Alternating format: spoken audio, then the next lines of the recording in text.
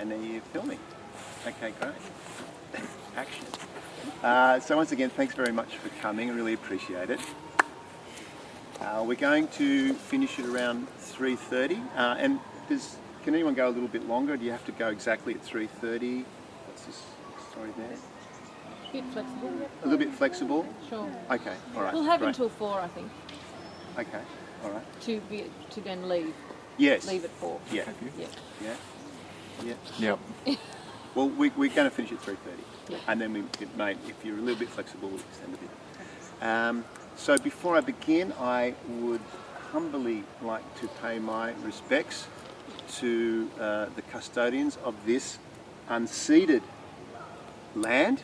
It's still their land, the Woiwurrung Wurundjeri people of the Kulin Nation, and I pay my respects to their elders, past and present, great guardians of the forest and of the country. We have a lot to learn from those people. Everyone knows each other's names. We've already had sort of introductions. So, my name's David. I am studying to become a forest therapy guide through the International Nature and Forest Therapy Alliance, INFTA. So, forest therapy. Forest therapy is based on a Japanese practice called Shinrin-yoku. Does anyone speak Japanese? Squishy. Shinrin-yoku. The literal translation is take in the atmosphere of the forest. Now remember that, because that'll be important a little bit later when I talk about something else. Take in the atmosphere of the forest. And that term, Shinrin-yoku, was developed by the Japanese Department of Agriculture, Forestry and Fisheries, very exciting place, back in the 1980s, because, I don't know if you remember, but there was an epidemic of Japanese businessmen committing suicide because of stress. The Japanese government also realised that people were suffering physical ailments from mental health and anxiety and stress conditions. So they implemented this idea of people walking in the forest to alleviate these conditions. And since then, there has been a huge amount of scientific research into it. And South Korea, in particular, has taken it on. And in 2015, they enshrined in Parliament the Korean Welfare Promotion Act. So forest therapy has actually been, the government's actually developed an act around it, and they've got incredible infrastructure around their forests, and they estimate that they save $2 billion a year. Wow. And just for that reason alone, I think governments are getting onto it. We're not going to save that kind of money today, boom boom, but we are going to reap all of the health benefits. Has anyone heard of a word, phytoncide? Fight? Phytoncide, P-H-Y-T-O-N. Phytoncide. I know phytons, but Phytons. Okay, so phytoncide. Phytoncides are chemical compounds emitted by all trees. Every tree emits these chemical compounds as a kind of a vapour from their leaves. It's part of the tree's immune system, and they have antibacterial, anti-inflammatory, antifungal, antimicrobial properties. And lo and behold, these phytoncides are incredibly good for us as well. So they work in a twofold way. They decrease cortisol levels, and cortisol is the stress hormone. So your stress is lowered by breathing in these chemicals. And you get an increase to your immune system through this thing called the NK cells, or the killer cells, which are often called the cancer fighting cells. So you get a boost to your immune system, and your stress levels are lowered. So it's quite quite an incredible thing, and there's lots of scientific proof around that. So there's also any of the other feelings that are scientifically unquantifiable that you also get from being in the bush, and everyone I think feels that, and being in a beautiful garden, you feel those things, so that's something different from the science. And I'll talk a little bit later about some of the interesting stuff that they've been discovering around neuroscience and being immersed in nature. So that's the end of this little sort of intro. And so I'll just talk about the walk. We're going to spend about, we're going to finish around 3:30, and we're going to walk only about 1 to 1.5 kilometres. So it's very, very slow. Please be aware of where we're walking. I mean, most of the paths are pretty good. We're going to go off the paths in a way. Hello. We've got other people joining. We'll just make our circle a little bit bigger. Come on in. I'm just filming Dave, as part of our... Part of our training. Yeah, part of the training. Come on in, man.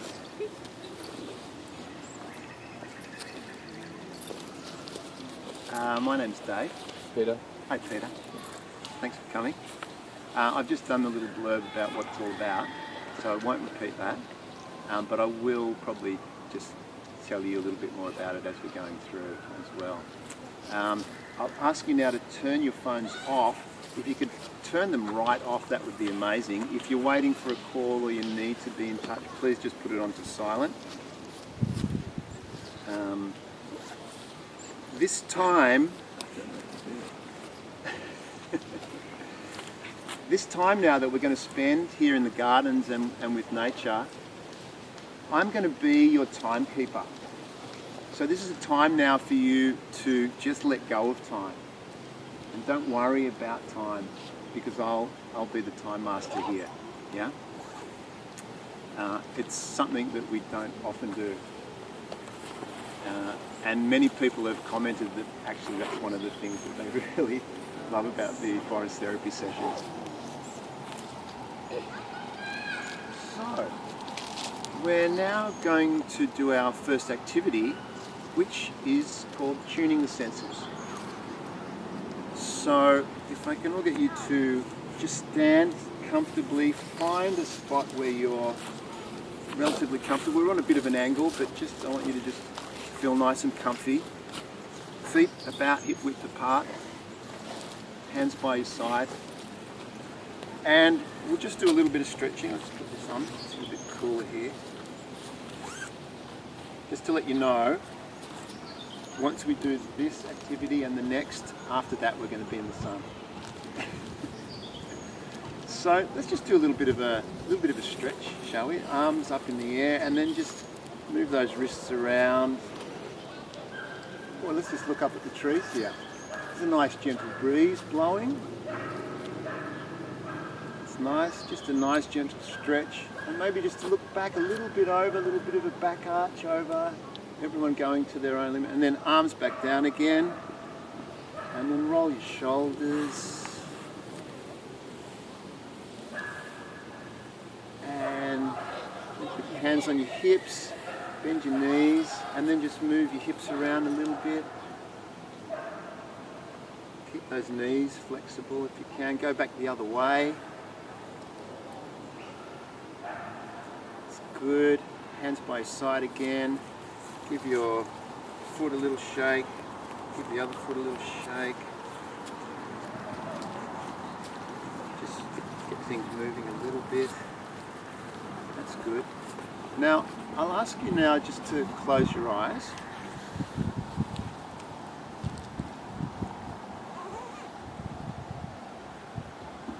And I'd like you to bring your awareness to your feet. And I'd like you to really feel the earth under your feet and to get a sense of the enormity of the planet that you're standing on. Feel the planet, and that your feet are the interface between you and the planet, this incredible living thing.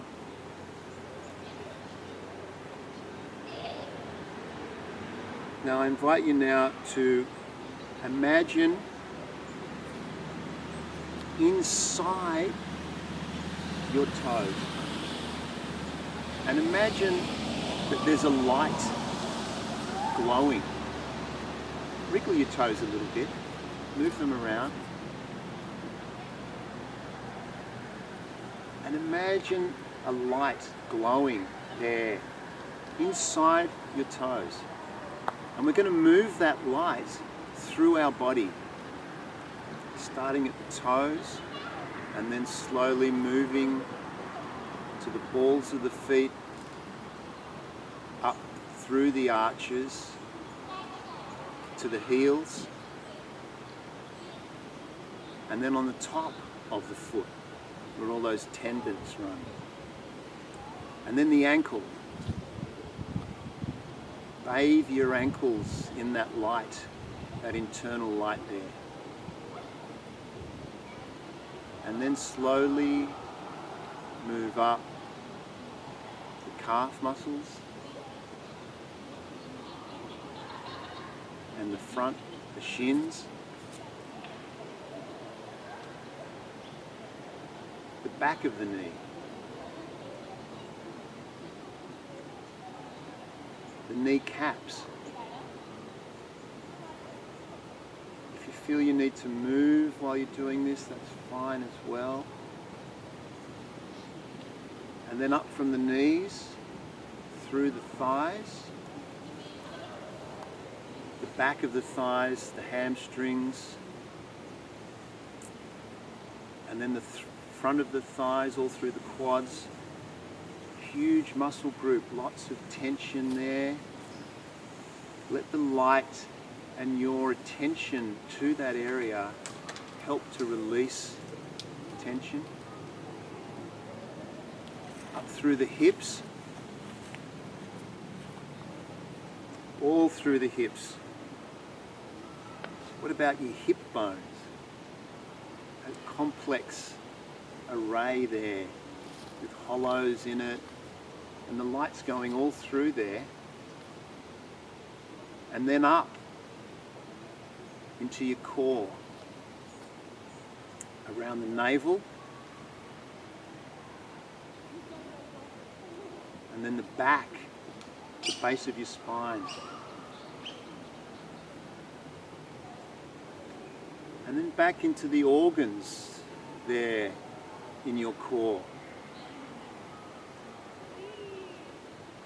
See the light there.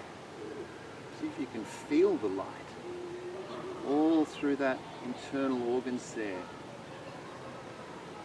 And then let's go back to the spine and then slowly send that light up the spine.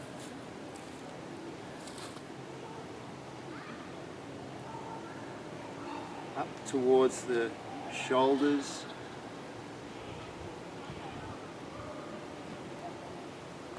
And then to the base of the skull. And now the light goes out evenly across both shoulders, down your arms, your elbows, down your forearms, into your wrists and your fingers, flowing all the way through, and then back up the arms into the shoulders, and then the neck.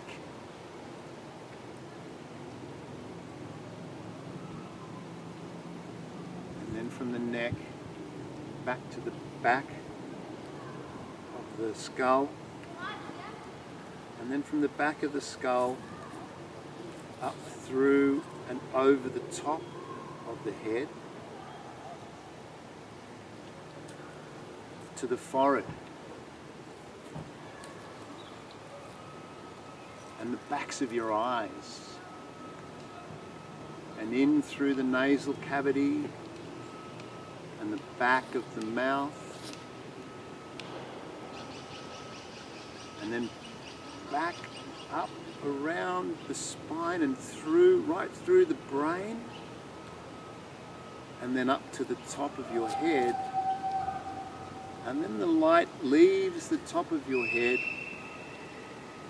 and goes out to the sky. And now picture your whole body, the whole body, with the feet connected to the earth and the head connected to the sky.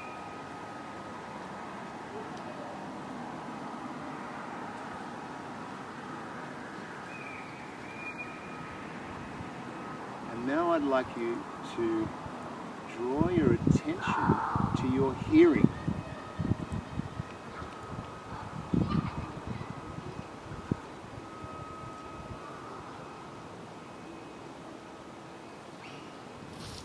And I'd like you to become aware of those sounds which are very distant.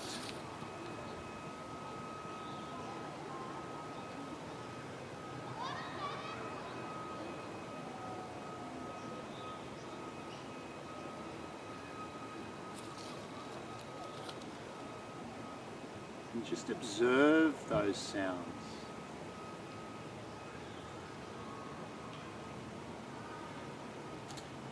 And then sounds that are closer.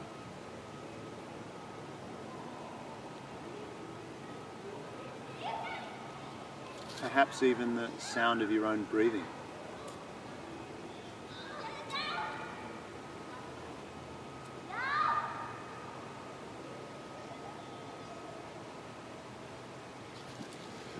And then all of the sounds, near and distant, internal, external.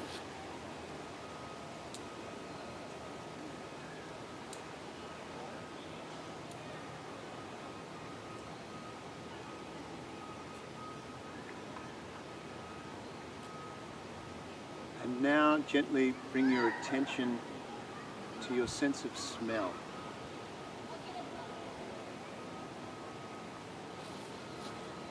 And in this wonderfully rich environment, there are smells. The smell of the forest,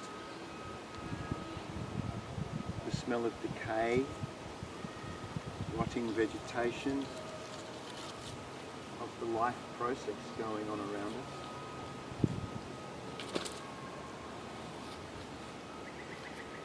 And fresh air, the smell of fresh air.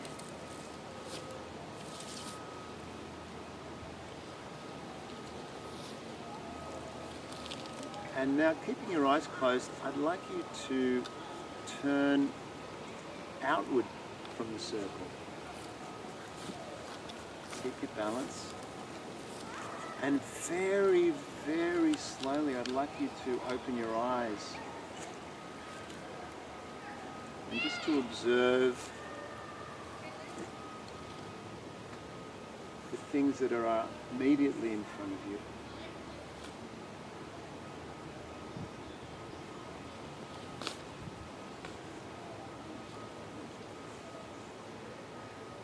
And to look at light,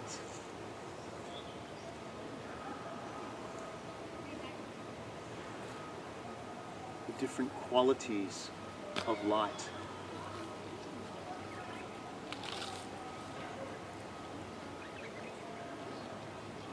And the different qualities of shadow.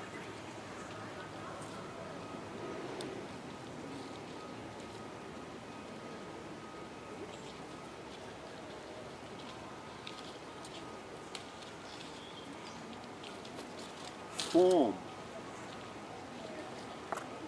Notice form and patterns.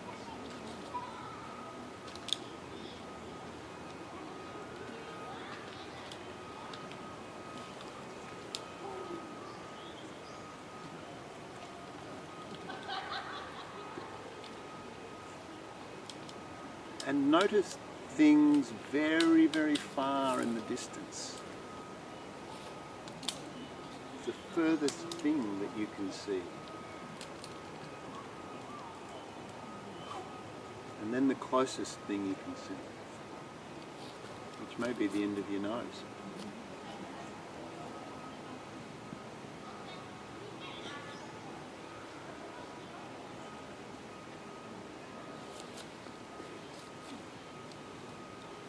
And then very slowly come back in to face the centre of the circle.